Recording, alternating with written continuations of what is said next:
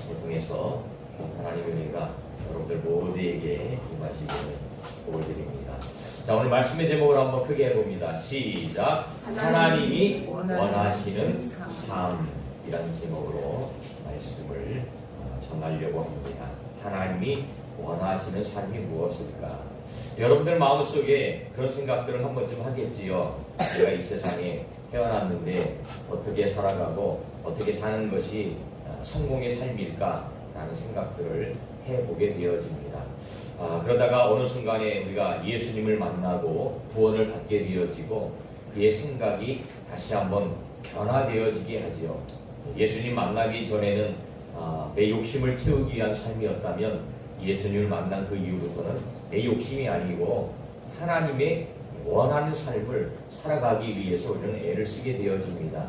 재능도 하나님의 영광을 위해서, 물질도 하나님의 영광을 위해서, 나의 주어진 모든 것이 하나님의 영광을 위해서 살아가겠다라고 다짐하고 결단을 하게 되어지죠. 근데 우리 인생은 오늘 말씀을 우리가 보면 알겠지만 미완성입니다.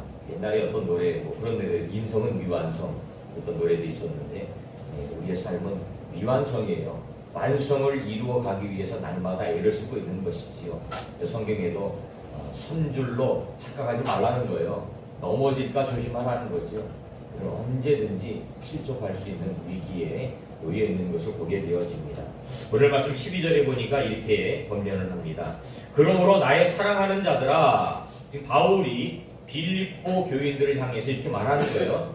나의 사랑하는 교인들아, 나의 사랑하는 형제들아, 너희가 나 있을 때뿐 아니라 더욱 지금 나 없을 때에도 항상 복종하여, 하나님의 말씀에 복종하여 두렵고 떨림으로 너희 구원을 이루라. 이렇게 이루라.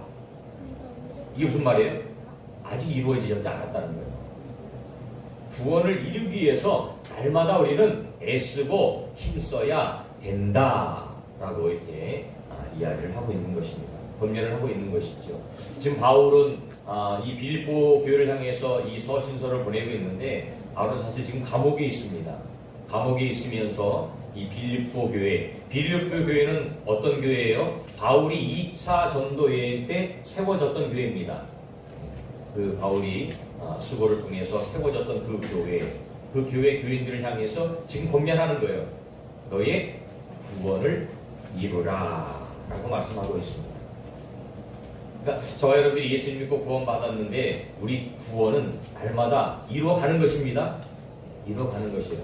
주님 앞에 섰을 때가 완전히 완성이 되어지는 것이고 완전히 그 구원을 이루기 위해서 애쓰는 것이죠. 그러면 13절에 보니까 너희 안에서 행하시는 이는 하나님이시니 자기의 하나님의 기쁘신 뜻을 위하여 너희에게 소원을 두고 행하게 하신다. 하나님이 저와 여러분들, 하나님의 믿음의 자녀들에게 소원이 있다는 거예요. 저와 여러분들을 향한 소원이 있어요. 오늘 그 말씀을 하려고 합니다. 하나님이 원하는 삶이 무엇일까? 하나님이 저와 여러분들을 향해서 소원하는 것이 무엇일까? 라는 것을 이렇게 말씀을 통해서 나누어 보려고 합니다. 첫 번째로는 14절 말씀입니다. 같이 한번 읽어봅니다. 시작. 모든 일을 원망과 시비가 없이 하라. 이게 첫 번째 소원이에요. 모든 일을 원망과 시비가 없이 해야 된다라는 것이죠. 우리가 살아가면서 수많은 원망, 수많은 시비거리, 수많은 불평거리를 가지고 살아갑니다. 구원받았다고 이게 없어져요? 이게 없어지면 얼마나 좋겠어요? 그러니까 이 교회 안 다니는 사람들이 가장 큰 착각이 뭐냐면 예수 믿으면 다 잘 될 것이라는 것. 근데 예수 믿고 교회 다니면서 사람들이 착각한 게 뭐예요? 예수 믿으면 만사형통. 여러분들 예수님 믿고 살잖아요. 만사형통 하든가요? 모든 일이 다 잘 되든가요? 여러분들이 생각하고 계획한 대로 모든 일이 다 되어지든가요? 아니에요. 그러면서 우리는 그 삶을 통해서 그렇구나. 하나님의 계획은 따로 있구나. 내 생각하고 하나님의 생각은 다르구나. 이런 것들을 우리는 계속 느끼게 되어지지요. 그리고 어떨 때는 내가 생각하는 것보다도 훨씬 더 좋은 것으로 훨씬 더 나은 것으로 하나님께서 인도하는 모습들을 우리는 경험하게 되어집니다. 그러면서 역시 하나님은 내 편이구나, 하나님은 살아계시구나 라는 간증들을 우리가 하게 되어지지. 이스라엘 백성들도 마찬가지입니다. 출애굽하는 과정을 우리가 잘 알지만 하나님이 놀라운 기적을 맛보았어요. 10가지 재앙을 통해서 그들은요, 야 진짜 하나님이 살아계신 분이구나, 정말 위대하신 분이구나, 우리가 애굽에서 섬겼던 그 신들은 아무것도 아니구나, 하나님만이 우리가 의지의 대상이구나, 이거를 알게 되었어요. 깨닫게 되었어요. 그리고서 출애굽을 하게 되어집니다. 출애굽을 하게 됩니다. 그런데 막상 현실에 닥치는 순간 그들의 입술에서는 다시 원망과 불평이 나오게 되죠. 출애굽한 지 한 달 만에 먹을 게 다 떨어지니까 이제 원망 불평이 시작되는 거예요. 야 모세야, 왜 우리를 이곳으로 인도내서 봐라, 아무것도 없어요. 사막이에요. 허벌판이에요. 풀 한 폭이 나지 않습니다. 시냇물이 흐르지 않아요. 오아시스가 없어요. 그곳에 딱 현실이 맞닥뜨려지니까 그들의 입술에는 이제 원망이 터져나오기 시작합니다. 애굽에 있을 때에는 고기도 먹고 무엇도 먹고 이제 이 광야에서 우리가 이제 죽게 되었구나, 왜 여기까지 끌어내서 우리를 죽게 만드느냐, 원망과 불평을 토해낸 것을 보게 돼요. 이게 어떻게 보면 우리 인간의 본성인 것 같아요. 좋은 건 잠깐인 것 같아요. 아무리 좋은 것을 주고 아무리 좋은 것을 먹어도요, 잠깐이에요. 그거 지나면 더 좋은 거, 더 나은 것, 그렇지 않나요? 저도 처음에 차를 살 때 아주 경차를 샀습니다. 그때 차 샀을 때 얼마나 기뻤는지 몰라요. 조그만 차지만, 경차지만 그거 있으니까 얼마나 기쁘고 좋은지, 감사한지. 근데 어느 순간 시간이 지나니까요, 만족이 안 되더라고요. 딴 사람들은 뭐 소나타 끌고 오고, 딴 사람들은 그랜저 끌고 딱 오는데 저는 경차 끌고 가니까 어느 순간부터 이 비교가 돼요. 더 좋은 차를 타고 싶은 마음이 생겨요. 물론 그 차 타다가 나중에 또 이제 또 바꿨지만 우리 인간의 욕심 끝이 없다는 거예요. 그게 늘 유지가 되어지고 늘 우리 마음속에 고백이 되어진다면 그건 하나님의 은혜입니다. 이스라엘 백성도 마찬가지예요. 그 애굽에서 그렇게 종살이하고 힘들게 살았는데 하나님의 은혜로 출애굽을 하게 되었다면 하나님께 늘 감사하고 늘 하나님을 찬양해야 되는데 그게 얼마 가지 않더라는 거예요. 현실을 딱 보니까 원망과 불평이 쏟아지기 시작합니다. 이스라엘 백성들만 그런 게 아니더라고요. 모세도 그랬더라고요. 모세. 그렇게 이스라엘 백성들을 이끌어가면서 이스라엘 백성들의 모든 불평과 불만을 다 해소하고 하나님께 중보하면서 기도하고 심지어는 나를 생명책에서 지우더라도 이 백성들을 끝까지 하나님 용서해 주세요 라고 했던 그 모세마저도 나중에는 원망하고 불평하고, 사실 그것 때문에 모세는 가나안 땅에 들어가지 못하는 좀 비참한 결과를 맞이하게 된 것을 보게 되었습니다. 그래서 인생은 미완성이다 라는 이야기를 하고 있을 수도 있다는 것입니다. 오늘 성경을 기록하고 있는 바울도 마찬가지예요. 바울. 그 역시 수많은 착오와 수많은 어려움들을 겪으면서 실족하기도 하고, 바울이 예수님 만났잖아요. 예수님 만났잖아요. 그럼 모든 일이 다 풀어져야 되잖아요. 모든 일이 다 해결돼야 되잖아요. 근데 바울은요, 예수님 만나고요, 엄청난 핍박을 받아요. 두 군데서 핍박을 받아요. 유대인들에게 핍박을 받고요, 예수 믿는 사람들에게 핍박을 받아요. 유대인들에게는 어떤 핍박이에요? 배반자다. 예수 믿는 사람들에게는 어떤 핍박이에요? 저 사람들이 가짜다. 우리 속에 들어와서 침투해서 우리 예수 믿는 사람들을 잡아 죽이려고 지금 거짓말로 저러고 있는 것이다. 바울은 예수님 만나서 너무너무 감사해서 그것을 표현을 하고 간증하고 했지만 한 3년 정도는요, 3년 정도는 활동하지 못하고 숨어 지내는 그런 삶을 살았다라고 이야기합니다. 그러니까 예수 만나면 다 끝난다고 생각하지만 그게 아니라는 거예요. 수많은 어려움들이 찾아옵니다. 근데 그때 우리는 우리 입술에서 무엇이 고백이 되어야 됩니까? 원망과 불평이 아니고 시비가 아니고 우리 마음속에서는 감사의 고백이 나와야 된다는 거예요. 이게 하나님이 원하는 책입니다. 제가 옛날에 읽었던 책 중에 이런 부분이 나왔습니다. 어떤 사람들이 부부싸움을 했다라는 거예요. 부부싸움을 하면 누가 이기냐? 이 질문을 던졌어요. 누가 이기냐? 과연 누가 이길까요? 힘이 센 남편?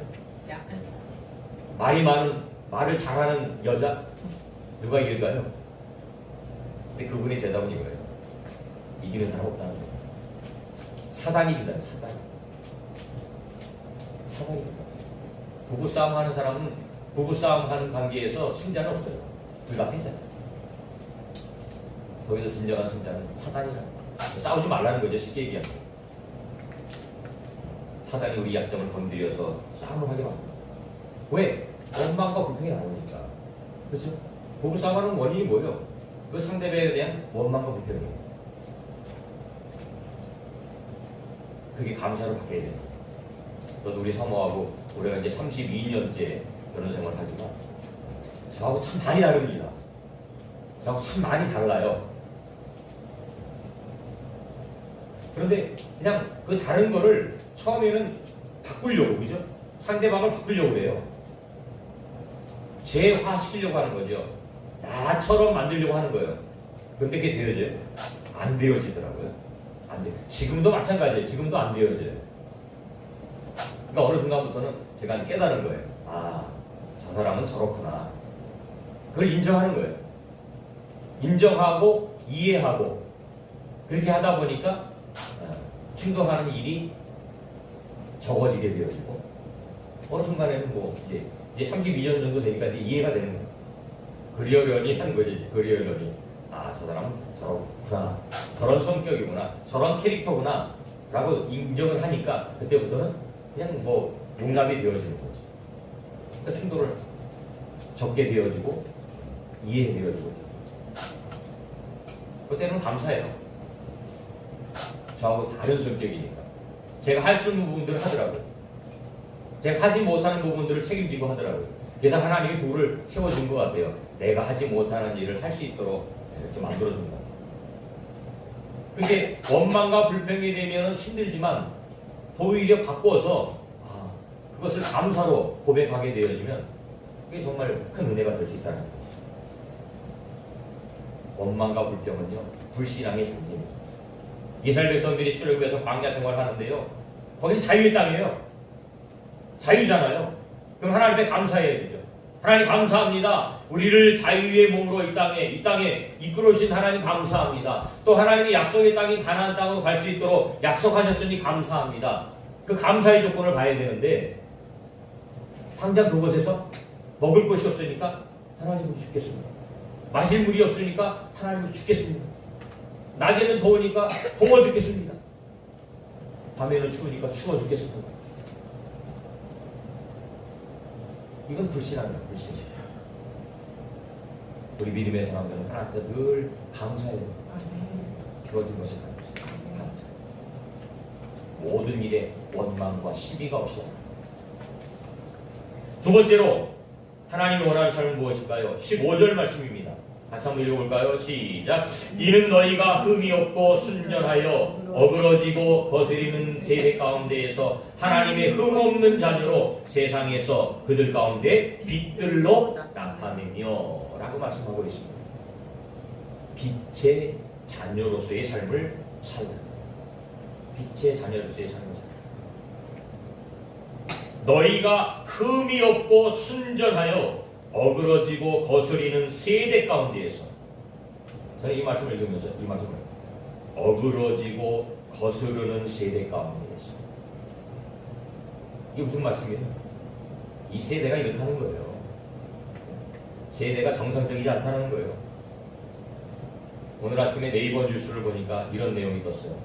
독일에서는 이제 남성도 있고 여성도 있고 중성도 있고 성을 선택하지 않을 자유도 있어요. 그게 법적으로 통과가 됐어요. 우리나라는 남성과 여성이잖아요. 지금 동성애 때문에 지금 난리가 났잖아요. 국회에서는 계속해서 동성애를 허용하려고 하고 우리 보수적인 기독교나 이 보수적인 사상을 가지고 있는 분들은 동성애 허용하면 안 된다. 이걸 주장하고 있잖아요. 근데 독일에서는 오늘 합법적으로 자기의 성을 자기가 선택할 수 있어요. 내가 여성 하고 싶으면 여성 하는 거예요. 내가 남성 하고 싶으면 남성 하는 거예요. 나는 어느 성도 선택하지 않겠다라고 하면 그것도 인정되는 거예요. 이런 시대 속에 살아가고 있습니다. 정말 심각한 문제죠. 정말 심각한 문제. 점점 말씀이 희미해지고 동성애뿐만 아니고 문화 자체가 지금 그렇게 흘러가고 있어요. 흘러가고 있습니다. 우리 예수 믿는 사람들이 정신 바짝 차려야 돼요. 이렇게 정신 차리지 않으면 우리도 어느 순간에 휩쓸려 가는 거예요. 우리 아까 찬양했잖아요. 구원으로 이르는 문은 좁은 문이에요. 근데 사람들은 넓은 길로 가려고 해요. 많은 사람들이 가니까 그 길이 맞는 건 줄 알고 착각하고 쫓아가는 거예요. 쫓아가는 사람들이 있을 수 있고 휩쓸려 가는 사람들이 있을 수 있고 어느 길이 진리인지 모르니까 그냥 끌려가는 사람도 있을 수 있고 그렇다는 거예요. 점점점 하나님 말씀이 희미해지고 정의도 사라지고 이런 시대 속에 살아갑니다. 근데 우리에게 분별하는 거예요. 하나님이 원하는 삶은 너희가 세상에서 빛의 자녀들로 살아라. 하나님의 흠없는 자녀로 살아라. 거룩한 삶을 살라는 것이죠.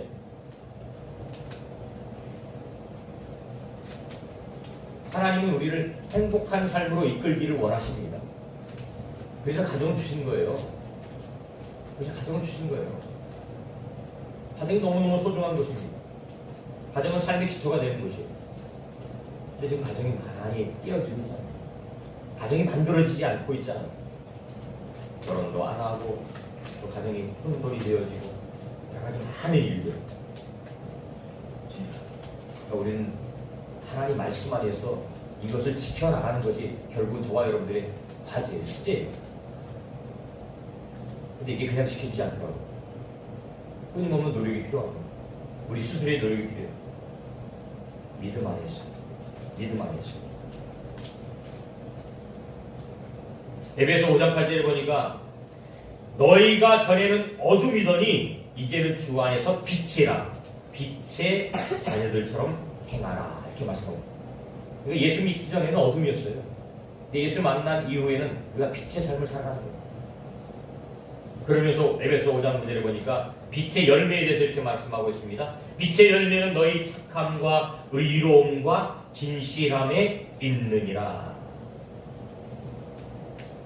그러니까 우리 그리스도인은 반드시 빛의 열매를 맺어야 됩니다. 그게 뭐예요? 착함으로 나타나요. 선함으로 나타나요. 모든 사람들에게 인정받는 삶을 살라는 거예요. 의로운 삶을 살라는 거예요. 예수 믿는데 자꾸 불법을 행하고 예수 믿는데 자꾸 죄를 저지르고 예수 믿는데 자꾸 편법을 행하고 하나님의 영광이 드러나지 않죠. 그러니까 교회가 그런 일을 해서 안 되고 성도들이 그런 일을 해서 안 되고 또 진실함으로 누구에게 보여주기식이 아니고 내 내면 속에 정말 하나님의 사랑을 가지고 하나님의 은혜를 가지고 나아가는 우리 요한복음 15장에 포도나무의 비유가 있듯이 열매를 맺지 못하는 포도나무는 잘라버립니다. 우리 그리스도도 마찬가지입니다. 너희는 열매를 맺으라는 거예요. 너희가 삶 속에서 많은 열매를 맞으라는 거예요. 극상품의 열매를 맺으라는 거예요. 그래야 하나님의 영광을 드러낼 수 있다는 거죠. 저와 여러분은 빛입니다. 빛의 자녀예요. 우리가 들어가야 돼요. 어디로 들어가야 돼요? 어둠 속으로 가야 돼요. 세상으로 들어가야 돼요. 여러분들 직장이 세상입니다. 너희가 어둠이에요. 거기 들어가서 여러분의 빛을 밝혀요. 저도 직장을 다녀봤지만 그래서 저는 다행히 제가 다니는 직장은요 거의 90% 이상이 다 예수님 믿었어요. 원래 음악하는 사람들이 교회를 다니는 사람들이 많습니다. 교회를 다니면서 어느덧 이게 뭐 찬양하고 이런 걸 많이 하니까 음악을 할 수 있는 확률이 이렇게 많이 높아지는 거예요. 대부분 뭐 90% 이상은 다 교회 다녀요. 간혹가다 한두 명이 이제 절에 다니고 또 이상한 뭐 이단 같은 종교 다니는 간혹이지만, 근데 여러분들이 직장 다니면서 학교를 다니면서 보면은 아마 훨씬 많은 사람들이 예수님 안 믿어요. 직장은 더 그럴 거예요, 그죠? 그곳에 가서 여러분들이 빛의 삶을 살아요. 하나님의 영광을 돌리는 거예요. 근데 그냥 안 된다는 거예요. 여러분들이 선한 행동을 하고 의로운 삶을 살고 진실된 삶을 살아야 그게 빛을 발하지. 그렇지 않으면 빛이 발하지 않아요. 그래서 힘든 거죠. 이게 힘든 거예요. 삶의 모범을 보인다는 게 그래서 힘든 겁니다. 우리 자녀들도 있지만 마찬가지예요. 제가 가정에서 엉망으로 살고 엉터리로 산다면 이 아이들이 어떻게 살겠어요? 나중에 희한하게 똑같이 살더라고요. 그렇게 가르치지 않았는데도 자녀들은요 부모들이 살아가는 모습 보고 쫓아가는 게 자녀들은 부모의 그림자를 보고 산다고. 똑같이 살아. 가정에서 믿음으로 살아가기 위해서 애써야 되고, 또 세상에 나가서도 마찬가지죠. 세상에 나가서도 빛과 소금의 사명을 감당하기 위해서 애써야 됩니다. 마지막으로 세 번째는 16절 말씀입니다. 같이 한번 읽어봅니다. 시작. 생명의 말씀을 밝혀 나의 다름질이 헛되지 아니하고 수고도 헛되지 아니하므로 그리스도의 날에 내가 자랑할 것이 있게 하려 함이라. 하나님이 원하시는 삶 세 번째는 뭐냐면 그리스도의 날에 자랑할 것이 있게 하라. 그리스도의 날. 그리스도의 날이 어떤 날이에요? 예수님이 다시 오실 날, 그죠? 예수님 앞에 설 날, 자랑할 것이 있다. 자랑할 것이 있게 하라는 거예요. 우리가 영원히 살 것 같지만 영원히 살지 못하는 거예요. 우리 지난주에는 우리 사모 오빠를 장례를 치렀잖아요. 건강했어요. 멀쩡했어요. 근데 갑자기 응급실에 입원하고 깨어나지 못하고 응급실에 있은 지 열흘 만에 축복한 거예요. 마지막 인사도 못했어요. 그렇게 갈 줄은 누구도 몰랐어요. 한순간이에요. 심지어는 4월 말에 또 친구들끼리 또 유럽 간다고 다 계획까지 해놨대요. 또 다음 달에는 아들이 결혼한 지 10년 만에 또 아기를 낳는다고 또 좋아했대요. 근데 그것도 못 보고 여행도 못 가고 그냥 가더라고요. 그러니까 우리 사람들이 가장 착각하는 것 중에 하나가 뭐냐면 내일을 우리가 기대한다는 것이에요. 내일을 1년을 기대한다는 거예요.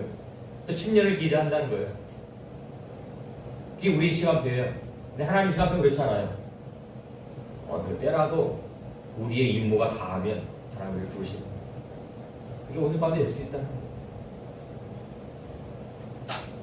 그래서 히브리서에 보니까 한 번 죽는 것은 사람에게 정해진 것이요 그 후에는 반드시 심판이 있으리라 라고 말씀합니다. 그래서 우리 늘 이 마지막 때를 준비하면서 사는 거예요. 이 종말론의 신앙이 이단들이 많이 쓰는 거지만 그럼에도 불구하고 우리는 늘 그것을 기억해야 됩니다. 기억해야 됩니다. 아, 반드시 우리 죽는구나. 죽음 위에는 심판이 있구나. 그 심판은 이 세상의 삶을 기준으로 하는 겁니다. 이 세상의 삶이 기준이에요. 그래서 바울은 이렇게 고백해요. 나의 다름질이 헛되지 아니하도록. 자기가 지금 가는 길이, 자기가 지금 달려가는 이 길이 헛되지 아니하기 위해서 열심히 다름질하고 있다는 겁니다. 다름질을 하는데요, 엉뚱한 방향으로 튀는 사람들이 있어요. 고린 지점을 보고 달려야 되는데 다 반대쪽으로 뛰는 사람들이 있어요. 그건 헛된 거예요.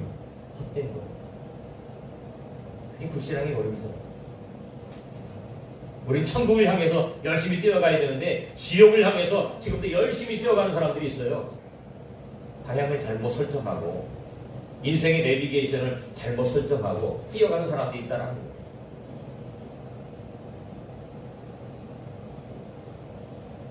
근데 바울은요, 자기의 과거의 삶을 알잖아요. 잘못된 자기의 과거의 삶을 알잖아요. 이제는 예수님 만나고 자기 인생을 새롭게 정비했어요. 그리고 과거의 자기 모든 것을 다 버리잖아요. 모든 걸 다 내려놓습니다. 명예, 권력, 이건 필요 없구나. 주님의 영광을 위해서, 예수 그리스도의 복음 증거를 위해서 내가 이제 최선을 다해서 달려가야 되는구나 라는 것을 알게 되어집니다. 그래서 그리스도의 날에, 주님의 재림의 날에 내가 자랑할 것이 있게 하려 합니다. 이게 하나님이 원하는 삶이라는 거예요. 저와 여러분들 향해서 원하는 삶이 이거예요. 마지막 주님의 앞에 섰을 때에 자랑할 것이 있게 하라는 거예요. 여러분 뭘 자랑하겠어요? 이 세상에 돈 많이 번 거 자랑하실 거예요? 아니면 공부 많이 하신 거 자랑할 거예요? 이거 자랑할 거 아니에요. 주님 앞에는 이건 자랑할 게 아니에요. 아무것도 아니에요. 자랑이 안 된다는 거예요. 주님 앞에 자랑할 것은 내가 미술생활 잘한 거, 예배생활 잘한 거, 영혼 구원을 위해서 애쓴 것, 하나님의 일을 위해서 힘쓰고 애쓴 것, 이것만이 자랑할 수 있다는 것이죠. 오늘도 저와 여러분들에게 또 아직도 우리에게 할 일이 있기 때문에 또 시간을 주셨습니다. 기회를 주셨어요. 기회를 주셨어요. 그 기회를 우리가 헛되이 보내지 말라는 거예요. 잘 활용하라는 거예요. 잘 활용하는 거예요. 하나님 언제 우리를 부르시고, 사무엘상 2장에 보면 한나가 그렇게 보아요. 하나님은 살리기도 하시고 죽이기도 하시고 높이기도 하시고 낮추기도 하시고, 그 주관자는 하나님. 하나님 우리 겸손히 겸허히 나아갑니다.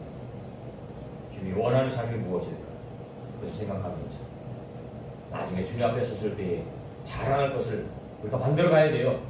만들어가야 됩니다. 내가 전도를 열심히 하든지 예배생활을 열심히 하든지 하나님의 일을 위해서 어떤 일들을 우리가 이루어가는 거예요. 그래서 하나님 섰을 때 잘했다 칭찬받는 여러분들이 다 되시기를 주님의 이름으로 축원드립니다.